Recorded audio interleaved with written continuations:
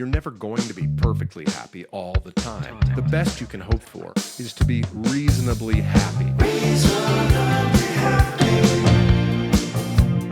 Most of the time. Reasonably happy.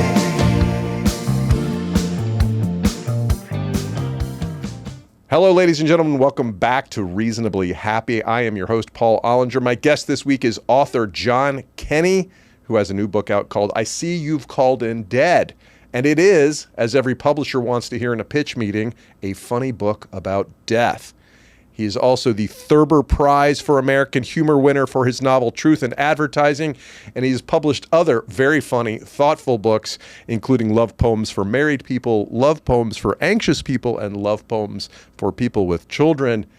As you might guess, they're more than love poems. They're sardonic commentary on life itself. He's also a longtime contributor to The New Yorker. Welcome, John Kenney. Thank you for having me. Thank you for coming down from Westchester. Yes. I read in multiple bios of you, not biographies. You haven't written a biography yet, nor has one been written about you to my knowledge. I'm sure there's one in progress. At least one. Because I'm me. Because you're you. But I read a bio from 2004 that said you lived in Brooklyn. Yes. And I read a bio from this book that said you live in Westchester County. Correct. Which means at some point along the lines, you gave up. That's right. You can't get anything past you. I tell you. I gave up. Maybe. I moved to New York in 1995 and from Boston, Massachusetts. Big Irish Catholic family. One of 6 boys. Oh, no your girls. Poor mother. Your poor mother. Dad was a firefighter. Both grandfathers were firefighters. One of my brothers was a firefighter. Mm-hmm. I was the guy who didn't want to run into the building. Mm-hmm. It seemed dangerous to me. John's not cut out for the firefighting. We'll leave him for the baking. And I moved down to New York for 2 years, what I thought would be 2 years. Uh-huh. But fell in love. And we moved up to Westchester about 2 years ago after loving the city, not loving it as much, kind of hating the city, still loving the city. It's a Stockholm Syndrome place. Yes. It absolutely is. It is. And I love it. We're up 15 miles away, but unfortunately we have children. They want an education and grass, and so we moved up to Westchester. Having moved back to the city a year ago, you can evaluate on a monthly basis when you get your American Express statement or your rent bill. They can put a price on living in New York City. Yeah, I don't clearly spend money on things, clothing, personal hygiene, and yet it's like, I'm sorry, how much is it this month? That's right. Yeah. But you stayed here. You were here through pandemic and all that. We lived in Brooklyn for 25 years, just over the bridge in Brooklyn Heights, and It's a great area. It's fantastic. Yeah. We love it, and we brought our kids up there. But Brooklyn changed a lot and became cooler and hipper and expensive. But we left during the pandemic. And went up to Cape Cod and rented a little cottage, and that was sort of the impetus for, maybe it's nice to have a place to park your car and look at the grass and trees, and there are birds, and so if you've lived in New York for any length of time, it stays with you and it never leaves you. And coming off the train at Grand Central and seeing the gorgeous faces, and I love it. But I like leaving, too. It's an exciting place to live. It's a great place. You walk down the street and you can feel the energy. Like you, I've been lucky and traveled to many places, and there's some awesome places, but I've never found any place like New York. I agree. Before we dive too deep into the book and your career and stuff, I'm going to ask you what I normally ask, which is, where do you find yourself the happiest? Near the ocean. Yeah. And one of the reasons we chose Larchmont is it's right on Long Island Sound. And do you belong to the yacht club at Larchmont? No. I'm not a club person. Excuse me. I was a caddy from the age of 10 on, and What course? Was in a suburb of Boston, Newton, Massachusetts. Sure. Charles River Country Club. Sure, nice. And Like the Murray kids, the Kenney kids were we caddies. all caddied. That's great. And it was, my mother dropped me off. I was 10 years old. I didn't know a driver from a putter, but I loved it. Yeah. I did it all through high school and college. I just loved it. The members were great, cool guys, treated you really well. And there's a huge age gap in my family, and being a golfer, you'll appreciate this. 14-year age difference between oldest and youngest, and my second oldest brother, Michael, who was a great golfer, when he was a kid, caddied for Francis Ouimet. So tell me who. I know I should know that. Francis Ouimet won the U.S. Open when he was 18 years old. No kidding. Yeah, and this poor kid from Brookline, Massachusetts, and he lived across the street from the country club, and it was played that year at Brookline, and he beat Harry Varden, I think, and I forget. My brother Mike will kill me that I don't remember the other name, but look him up. Fascinating guy. Oh, that's cool. I don't know if you ever read any of the Herbert Warren Wind I have golf not. pieces No. in the New Yorker. Oh. We'll edit all this out. This is This week we'll find out how little I actually read. and how boring actually I am. Last week we found out that when I was in college, I loaned fraternity funds to my friend to go to the dog track. I was like, oh, I forgot that little tidbit. Thanks for bringing it Yes. up on this massive podcast. Yes. You moved to New York City to do advertising? Correct. I got out of college by the skin of my teeth. UMass Amherst? Yeah. Right. Which I Before the Pixies. Yes.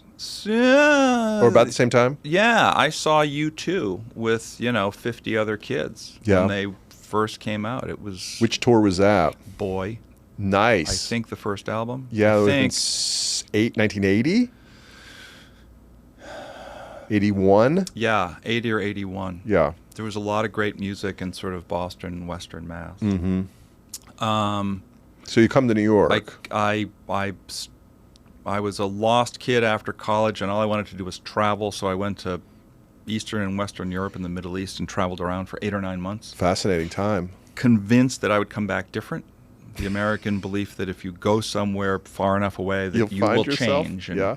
I came back, defaulted on student loans with no resume, no hopes, no prospects. And I had stayed loyal to a girlfriend the entire time I was away. 2 weeks after I got back, she broke up with me. Mary Catherine, why'd you do that? A wise choice on her part. And I ended up as a copywriter in advertising. What agency were you at? I worked at Hill Holiday in Boston as in the lowest of the low, direct marketing and Really? What were you working? What accounts were you on? I sold advertising for 15 years. I think I wrote direct response ads for a Rochester newspaper. I mean, this is the kind of thing I was doing. That one pads the resume, doesn't it? It's up there with Coca-Cola and Procter & Gamble. It still opens doors for me. What else did I do? Because there were these very talented people who were doing the really great award-winning stuff. That was not me. It was a language I didn't speak yet. Like I was trying to write prose instead of like call now. Yeah, I was exclamation point. I would hand in copy this long. They're like, no, what are you doing? And I was like, no idea. So I got a little better at it, and then I thought I need to move to New York and get big agency experience. Boston, I love Boston. It's a beautiful city, but it does, maybe it's just me, I feel like it has a little chip on its shoulder about being the little brother to New York. True. I think it's true. And so I moved with the intention, because my whole world was in Boston, my family and friends. I didn't know east from west in New York City, and I moved down and fell in love. I got a job at Ogilvy and Mather. Yeah. And what'd you work on there?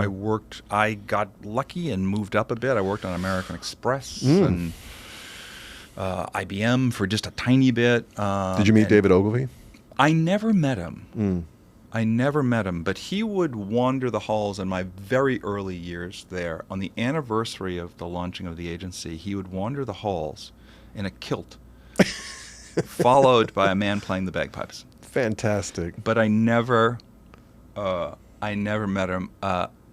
My former boss did meet him, and he had postcards, my former boss, on his wall that friends would send him. He just had this collection. And, it was women in bikinis and ridiculous stuff. And apparently David Ogilvy wandered in and introduced himself and wandered over to the board and was just looking at all the bikini-clad women and then just walked out. That was his interaction with David. So yeah, I worked at Ogilvy for about 10 years, and it was, I learned a ton. I worked with really talented people.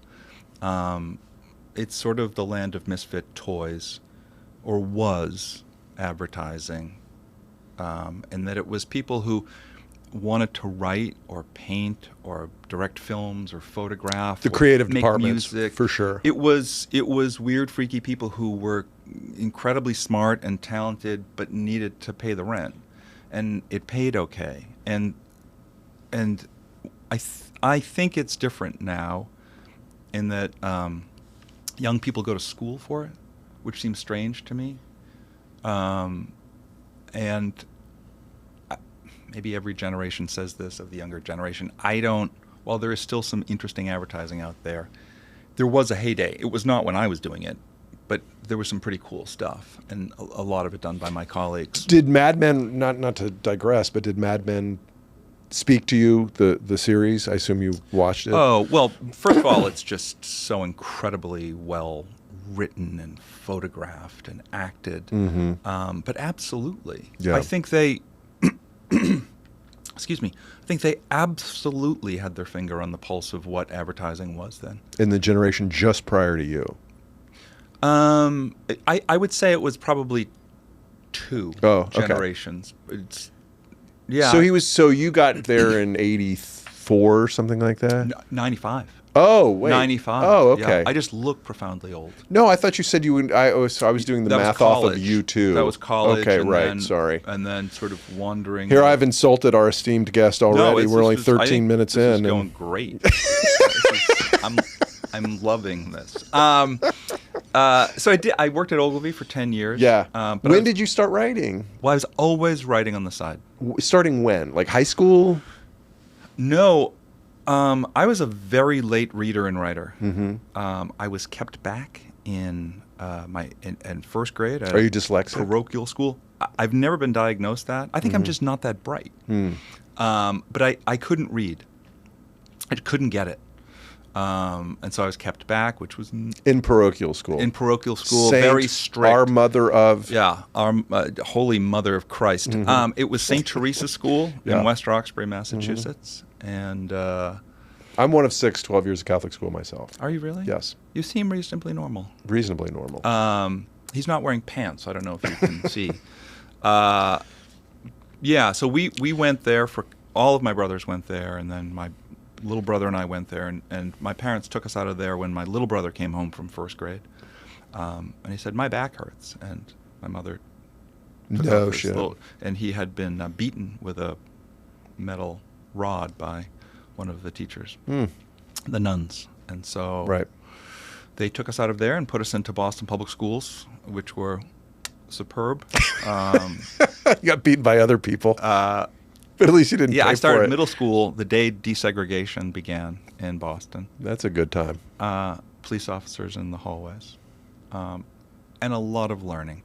And then So what was the first thing you read that resonated with you? The Catcher in the Rye. I know that sounds so derivative, but I had a teacher in high school. I got very lucky and went to a really wonderful high school. And there was my junior year, there was an English teacher he passed away a few years ago, but I was lucky enough to connect with him as an adult, named Joe Kerner. And there was a school called the Roxbury Latin School. And he talked about books in a way that was really different and brought them to life. Because I thought they were past tense. And he said, no, it's alive as you're reading it. And these people are real, and they are like you and have thoughts like you. And it may sound obvious, but a light sort of dawned, and I was like, oh, I didn't realize that. And he made it really beautiful and alive to me, and I I'm a very slow reader, but I'm a fairly careful reader, and I think I really came to reading late in college, and in the early days after college. I never thought I could. The idea of writing a novel seemed like the idea of running an ultra marathon. It's for other people to do. Yeah, and absolutely, it's. I'm not special. What would make me think, especially coming from your background, big Irish Catholic family, what would make you stand out? Yeah, but also, what could I possibly have to say that would be of interest to anyone? Yeah. Which is something I go through to this day when I put words down. And you kind of should, because you should respect the audience. Yeah. It should be worth their time. So I was always writing, but it was mostly for myself. And I would write ridiculous pieces, and I would send them off. To whom? Newspapers mostly. And then I thought, I discovered Shouts and Murmurs in the New Yorker, and I was like, that was like the holy grail for me. When did you get placed there the first time? Well, I submitted to the New Yorker for 10 years before they took a piece. And when I was working at Ogilvy, people knew that I was doing this. And they loved to crap on me. Right? I mean, people were going to solve... What better way to affirm your colleagues' dreams than to shit on them? It was fantastic. It was like, people are going to solve Fermat's theorem before you're in the New Yorker magazine. And I was like, I think you're right. So I used to mail the pieces in. Yeah. And they were over on 43rd Street at the time, and Ogilvy was in Midtown. And I wrote a piece very quickly. I got lucky and it came to me. Mm-hmm. And it was a Thursday, and I thought, I'll walk it over. And I walked it over. And mostly, I wanted to go into their offices and just see it, because it was the Sistine Chapel for me. Yeah. It was the New Yorker. And so I handed it to the receptionist, who said, thank you very much. It's an over-the-transom piece. They assign things, or there's a stable of people who are Woody Allen and Steve Martin and Veronica Gang and Patty Marks, and like really, really talented, funny people. They get a pile of over-the-transom things that, in the 10 years I was sending, were terrible. I go back to work. We stayed 6 o'clock at night, and the phone rings. I answer it. They say, hi, is this John Kenney? I say, yes. This is the New Yorker magazine. And there was a very funny copywriter who was a few doors down from me named Kenny Herzog. And I said, is this Kenny Herzog? And they said, no, this is the New Yorker magazine. And I was like, what? And that was the beginning of my fame and riches, and why I only fly private. Oh, there you go. How did it feel? It was really amazing. It was... Did you take it to Kenny Herzog, like, check this out, mofo? I think I bought 30 copies or something and distributed them to, all your enemies and... No. It was an amazing thing, and they've been very kind to me over the years. Susan Morrison, who just wrote an amazing book on Lorne Michaels. Oh, I read it. It's fantastic. It's book. really, really good. So Susan is the editor of many things, articles editor, but she does Shouts and Murmurs. I see. Okay. Yeah. I love that book. Susan Morrison's book, Lorne, is one of several memoirs that I've read recently. Yeah, it's really superb. Well, it's not a memoir, it's a biography. It's a biography. Because Lorne didn't write it, right? Right. Okay, let's talk about death. Sure. Let's talk about death, One of my baby. favorite subjects.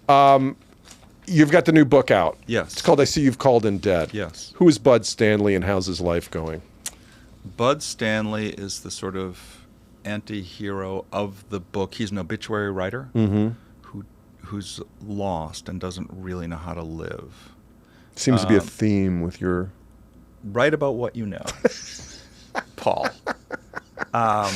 He's 44 and works at a big, Associated Press type place, and writes the sort of mid-level obituaries. The guy who invented the slushie or and he's enjoyed this work for a while, and his wife of 2 years no children, has left him for a far more interesting, better-looking man, more sexually muscular. That's not in the book. This is not about you. Let's be clear about that. Thank you. And he goes on a spectacularly blind bad date as the book opens, wherein she brings her ex-boyfriend. That's a hard one. And then he goes home and makes the mistake of bringing out the scotch, and he receives an email from his ex-wife saying, you know, my mother passed away. I wanted to send you the obituary. Hope you're well. And he's sort of rocked by this from seeing her name, and he reads the obituary, and he thinks, in that wonderful space, late at night, after you've had too much to drink, where bad ideas pose as good ones. I have no idea what you're talking Neither about. do I. Where do I come up with this stuff? He decides to write his own obituary. Yeah. Which he does, and he's having fun with it, and he decides to post it on the site, like sort of as a joke, but then he's like, I'm not going to do that, and then he accidentally hits the send button, and his obituary is posted worldwide, and he tries to take it down, and he can't, and chaos ensues. Chaos ensues. Yes. What made you want to write a funny book about death? As I said, I'm one of 6 boys, and in 2019, my brother Tom died. Charlie, Michael, Tom, Pat, John, and Tim. He was the 3rd firefighter, just like our dad. It's all he ever wanted to be, a really cool guy. We could not have been more different. Like, darkly funny and quiet, and he was a guy who could do anything, fix anything. He was the guy you wanted there when the shit hit the fan. And he'd just done it all, and he was at Ground Zero. The first FEMA team to arrive was the Massachusetts FEMA team, because New York and New Jersey, I believe I'm correct in saying this, had been wiped out. Wow. And they arrived at 2 or 3 in the afternoon. That same day? Yeah. Wow. They were mobilized right away. Were given a state police escort. Remember, no one was on the roads after a certain time. They were given a state police escort through Massachusetts. Rhode Island Stadies picked them up. New York Stadies picked them up. Connecticut, then New York. And he said he knew something was up when there was a sign when they pulled into the New York City limits that said, New York City closed. Wow. Then as they got there, he saw a plane engine. And he was like, okay, this is different. Anyway, he was there for 7 or 8 days. Dan Rather interviewed him, actually, and breathing in that toxic stuff. And he developed pancreatic cancer later in life.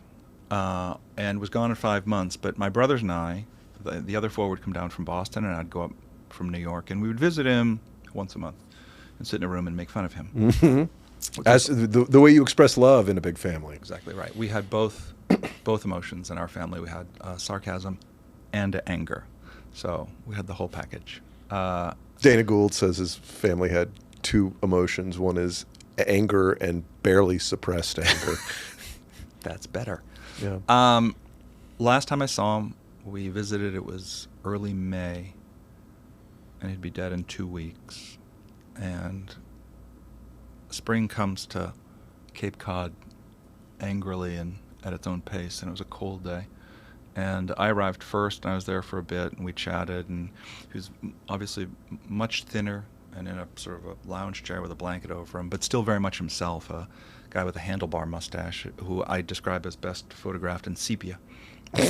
Handsome Irish guy. And the others arrived. I heard a car in his driveway, and I said to Tom, the others are here. And with this sort of Buster Keaton stone face, he dropped his head to the side, dropped his arm off the chair, and trying to suppress a little grin says, "Tell them they're too late." And it was in that moment I thought, I laughed, and I was in awe, and there was so many different emotions. I couldn't believe he could find that sort of humor and grace and courage in the face of that. And I thought I had been working on something, but it was not write. And I thought, oh, I want to write a funny book about death. Mm-hmm. So the book's dedicated to him.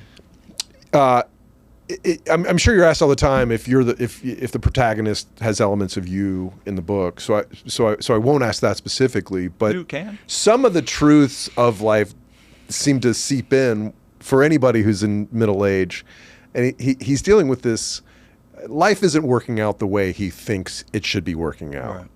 and we all have I- that self-doubt, don't we? I think that's fairly... Even if we're doing fairly well. Yeah, my guess is most of the people listening to this, the millions of people listening to this, But thanks. are doing great. You killed, and you're doing what you want to do, and I'm consumed with self-doubt constantly. We're very lucky people. Mm-hmm. I think most reasonably reflective people reach a point in life, and it's probably after kids and marriage and a little success or whatever it is, where you ask larger questions Mm-hmm. that are really hard to answer. Is this it? It's great. I'm so lucky, but what else is there? And those are very long nights at 3 a.m. where you're sort of thinking about that. And I think my first novel, Truth in Advertising, is much more autobiographical. It's emotionally true. This one, I don't see myself in that other than the questions around death. Right. Because I have no vocabulary for death. I've been to a million wakes and funerals. I don't know how to talk about it. I tend to run from it or make a joke of it. But Do you think about it? All the time. I think about it all the time. In what context?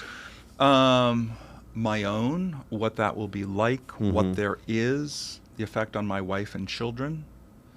Mostly my children. My mom died when I was 12, and that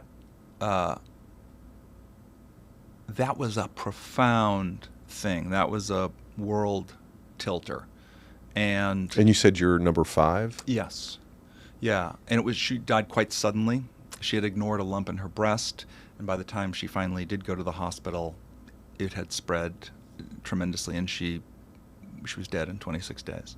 And I think about it in terms of, I'm about to turn 63 at the end of this month. I know You I look look fantastic. 62, You look like like 61. if Steve Martin worked out. If Steve Martin did Orange Theory. Oh, Jesus. Her obituary was 73 words. And that was interesting to me because it didn't seem to capture her at all to me. And I think what a good obituary should do is capture the essence of someone. But I veered away from your question of whether I think about death. Do you think about it much? Well, it's funny when my kids are 14 and 15. I started real late. Like you're younger than I am. we have young I have a 16 and a 13-year-old. When we had young kids, you're like, God, I just got to get these kids Absolutely. to where they're like 25 Absolutely. or 18 or whatever the number is, so that and then as they get older, you're like, that number keeps moving, of course. Of course it does. And your own context goes from, I watch my father-in-law, who's I guess 82 now, and it's like, God, that's a lot younger than it used to be. You can envision being that age now. Yeah, but also I think we kid ourselves that the effect of the death of a parent is somehow okay if you're older. If the child is older, right? It's like, get your kid to 25 and then they'll be fine. I remember when I was a little kid, I was terrified that my parents were going to die, especially my mother. And I was like, if I could just become an adult, I'll be fine. I remember thinking that. I don't think it matters whether you're 12 or 82 I think it's a dear friend of mine, a writer named Bill Landay, he wrote Defending Jacob, which was turned into an Apple series. We met in high school. He's a great, great guy. His mother just passed away, and she had profound dementia. didn't know who he was for the past 10 years. Mm-hmm. So he had lost her a long time ago. He gave her a eulogy and couldn't get through it. This is a 62-year-old guy. Why? I had a totally different experience when my parents died. You know, it's funny because it's not that they were super. I can't answer that question intelligently. I can only guess. And because I think one of the pillars of your world disappears. I'm sorry, but to say that it's no different than when you lost your mother at 12 seems a little nutty to me. So let me amend that. I think he had 50 more years with his mom than you did. Right. I guess what I mean to say is losing a parent is a profound and life-changing thing. He is rocked by this. Mm-hmm. I'm not. By the way, I don't mean to diminish his grief. Yeah. At all. Yeah. I just. Is mine worse? I don't know. I don't know the answer. Do you think it's some degree of narcissism to sit there and think that our kids need us this badly that like that I have to be the center of their world? I don't think it is. Mm. I don't think it is. I mean, no, we're losing a parent is. So you were saying your experience with your dad was different when he passed away? Both my parents have died. My mother died 76-ish. So I was very fortunate to have both my parents until I was 45 or something like that. Yeah. And who passed away? My first? mother died first, and she had a very ugly. She got a neurological condition similar to Parkinson's. Called PSP, and by the time she died, in the course of 2 or 3 years, she couldn't walk or talk. It was brutal to see this brilliant, funny, charismatic woman lose all her physical capacity, and to see in her eyes how much it pained her to be helpless was brutal. My father, on the other hand, after a year of grieving for my mother, then lived to 93, and he was in very good spirits, very close to the end of his life, and very good physical and mental condition right up to the end of his life. Okay. And so I was going to ask you, like, what does a good death look like? Because I think my dad had a good death. Sounds like he had a fantastic death. I think a lot of that, look, I think there are two components. One is physically, are you going to suffer? Right? Are you going to die in your sleep? Or is there going to be chemo and radiation and tremendous pain because you have stomach cancer and you no longer want to live? So I think that's part of it. I think the other is at some point you find out what makes for a meaningful life for you, so that you don't reach the end and think, shit. I just did a podcast with a former hospice care nurse who now just talks to people about a good death. And, she's been in rooms where people have just been sobbing at the end just because they thought, why didn't I fix that relationship? Why didn't I go to France? Why didn't I try to write or garden or learn the piano? And there's this 2,000-year-old epic Indian poem, the Bhagavad Gita, and a wise person is asked, what is the greatest wonder in the world? And his answer is, the greatest wonder in the world is that every day people die, and yet the living act as if there's nothing but time. And that just stopped me in my tracks, because I flit around all the time and get annoyed at the guy who cuts me off, I'm dumb and I waste time and I'm so human and flawed, and but to be able to find that little space and say, well, just that little space, the distance from the emotion and the reaction. I'm a neophyte, man, but I just don't want to get to the end and think, God damn it, I didn't do this right. But that's the whole point of this book, or not the whole point of this book, but that is a major question in this book. The major question, I think, is the major takeaway, I think, and I'm bad at this stuff, and publicists are like, here's what you should talk about with Paul. And I'm like, I don't know what you're talking about. It's hilarious. And It'll change your life. It'll inspire you to lose weight, get laid, and make money. And it's about male friendship. Definitely mention male friendship. I'm like, why? Well, because that topic is getting a lot of I know, but... a lot of time out there. And there is a great male friendship in this book with this other guy, Tim, yes. right? Who is a wonderful character. Yes. But why is that important? Male friendship? Yeah. Well, why is that character? Why is that relationship in the book? What question does that serve to address? Because Tim, well, I'll presume to answer that for the author. I don't need to be John Kenney. This is Paul's monologue. Because he is living life right. Correct. He's the guy who's been he's in a wheelchair. Yes. He's been dealt some bad cards. Yes. And he is doing everything to live. build up other people and to make Yes. the most of his time. Yes. And we all want to be that guy, but we can't seem to find the strength because we don't have enough Instagram followers. Yeah, it's one of the things Tim says to Bud is, look, like it or not, we're all our own obituary writers. Mm. What are you going to write?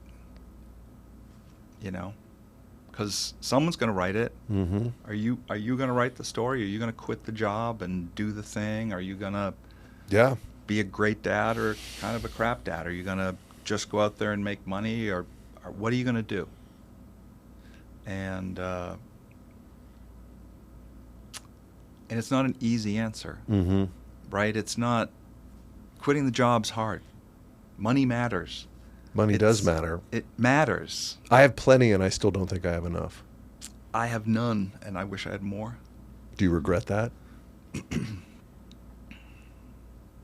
No. No, I never had any. I've been working since I was 10.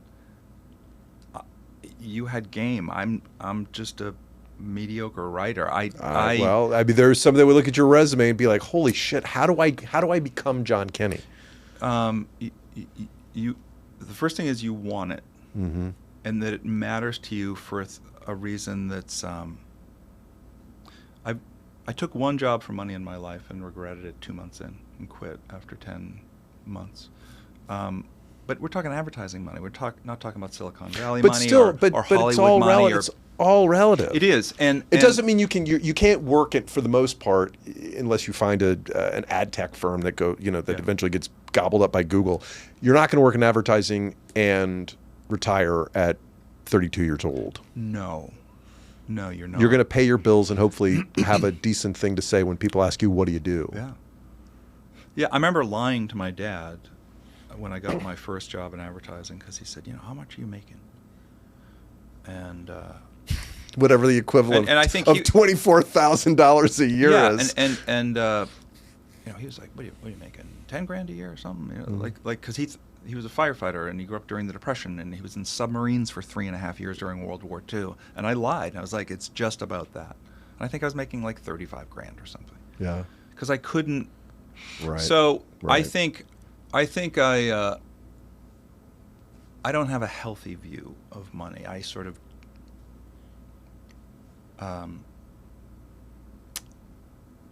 I don't regret choosing the path to try to write and get things published. It's not a lucrative one, but no, I don't. And is it the process of writing that satisfies you?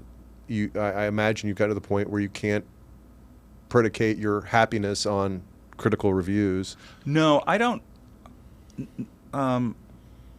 With the first book, I wrote it and really cared about it, and I thought, all I want is a novel, because then my life will change and everything will be amazing. And the book came out, and for a week it was like, this is amazing. And then 2 weeks in, I was like, it's just a book. Yeah. And that was a great lesson. That was a really great lesson. And bad reviews are a great lesson.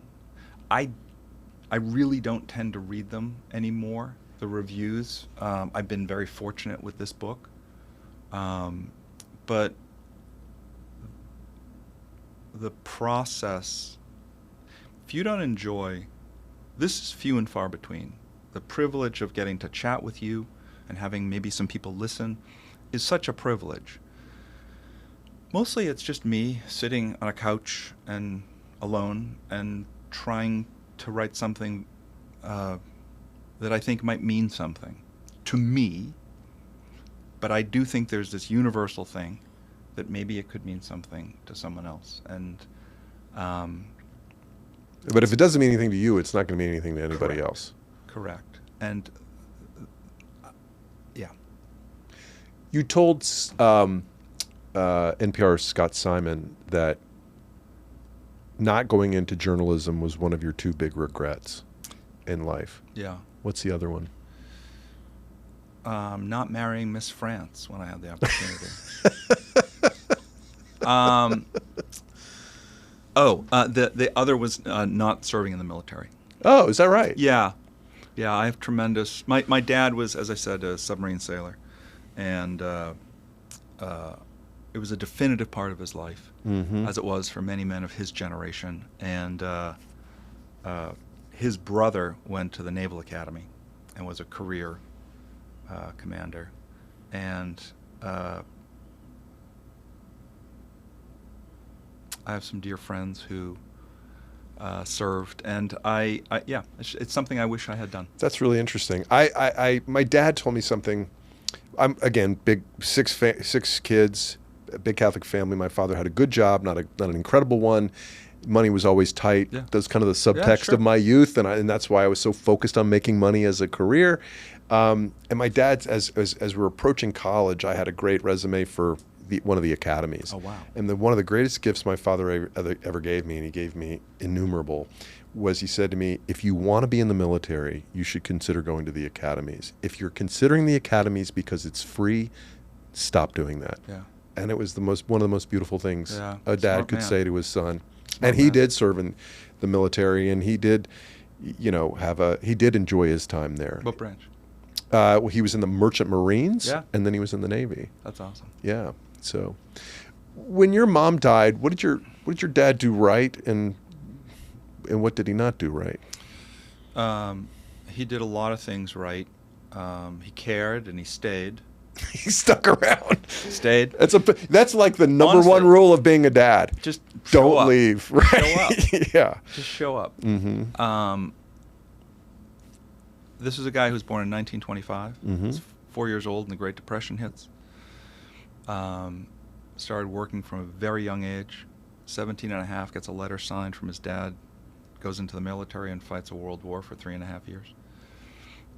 Gets out. And See in the South Pacific? Yeah.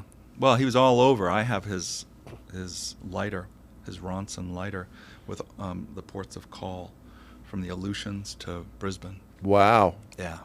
That's far out. Yeah, and they're based at Pearl Harbor, and when it was, the Arizona was leaking a lot, and and he was a really smart guy, and he wanted to be a teacher, but his dad sort of dared him. He said, "You couldn't pass the fire exam, the physical and the mental," and the idea of a civil service job that you couldn't be fired from right after the war, when a lot of guys were looking for work and not finding work, was pretty attractive. It was a really good job, and he was on the rescue, just like his father. And my father, like my brother Tom, could build anything, do anything, solve anything. Fastest reader I've ever met, like a really smart guy. And I think while he loved the fire department, he ended up, after 15 years, leaving it. Had to, because he, terrible accident, burning building, fell out of a window off of a ladder and broke his back. Oh, wow. And he started a little fire protection company. And if my father were here now, he would agree and laugh. He was the worst businessman in America. Would just let people not pay their bills, and it was the worst. And I think there must have been a part of him, forgive the long runway to this answer, but there must have been a part of him, I believe, that there was something really unfulfilled, that it didn't work out the way he wanted to. And then when he's 49 years old, his wife dies. Now, my older brothers were out of the house. It was me and Tim and Pat. And Pat was a senior in high school. He showed up, and he did things that he didn't normally do, which is laundry and clean the house and buy the groceries and make meals. And he did all that. And he tried. What did he do wrong? I mean, I'm not trying to try your dad no. in absentia. I think it would be grotesque to criticize. Did your him. dad tell you he loved you? No.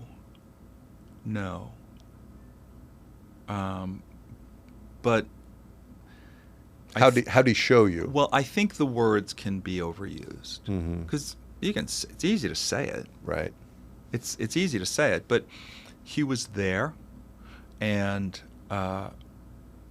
he was struggling with money, and there was some government food, and there was real sadness on his part, and there was nights where he needed to drink, and he was lonely, I think, really lonely, because your kids can fill a part of your life, but this is a guy who's 50, 51, 52, it's like He's kids still are pretty getting young. older, and Yeah. it's like I'm sitting in this house alone, and so he did excuse me, he did eventually get remarried, but it was many years later. Mm-hmm. He showed up and he tried, and they don't write front page obituaries in the Times about people who do that, but About guys who show up. maybe they should. Yeah. Do you think your brother, the firefighter, spent less time worrying about death until he got sick, I don't- asking himself the big questions? I think there are a couple of different kinds of people. There's us who are like, oh, Yeah. thinking about the thing, and then there are people who go and do shit. Do shit, yeah. Yeah. Tom was born like Michael Jordan with a gene that said, you're a firefighter. It's the God gift. Yeah. Michael Jordan was just like touched by God, and it was like, you're the greatest basketball player who ever lived, besides Larry Bird. Tom just wanted to be a firefighter, and that was the job, and he loved it, and it made him deeply fulfilled and happy. Mm-hmm. And his wife and 2 girls, and he never asked anyone for anything, and he put them through colleges and mortgaged the house, second mortgage on that, and he didn't care a whit about death. One of the things he said that last time, before the other brothers arrived, he said, I don't want to die, but I'm not afraid to. Like, he was at peace, man. He Yeah. was at peace. He was 65, which is young to me. It's getting younger all the time. I interviewed a rabbi who has been there at thousands of deathbeds, and he said he's never heard a deathbed confession. And he says that the vast majority of people are not afraid to die. Yeah, I also think, look, I think for a long time I thought it was the big mile markers that mattered. The big job, the big raise, the big trip, the new car, the something, the Mhm. thing. I think it's coffee with your wife in the morning and your kids and all those things that sound cliches, but just, I sent my friend Bill a thing the other day, and we just had a text exchange, and it made my day. It's just that little stuff that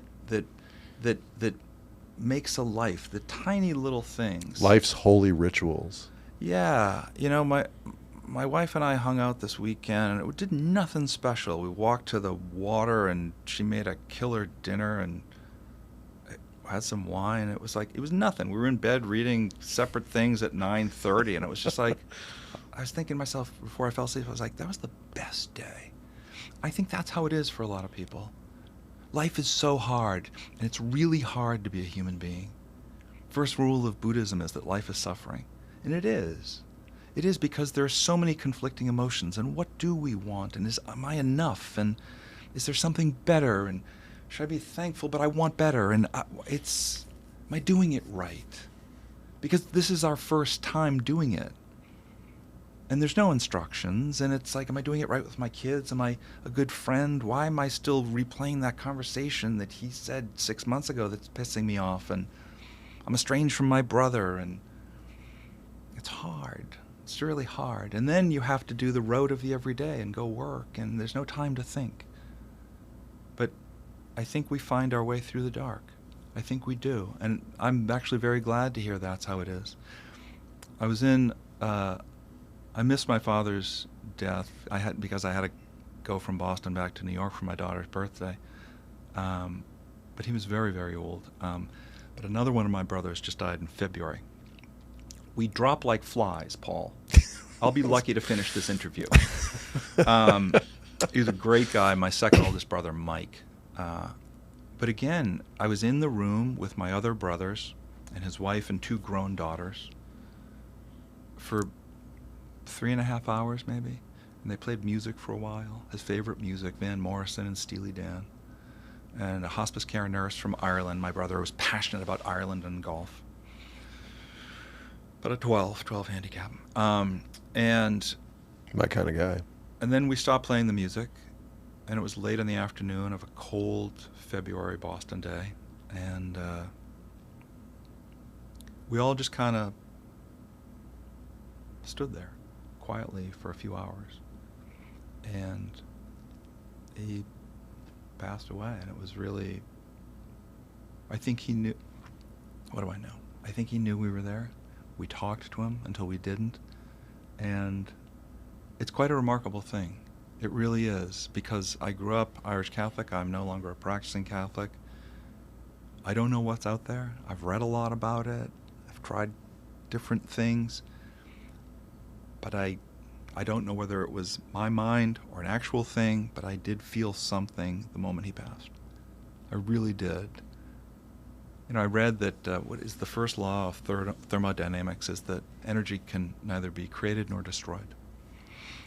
And when a body which has energy stops, that energy doesn't stop. It's transferred to some place, something. Where does it go? So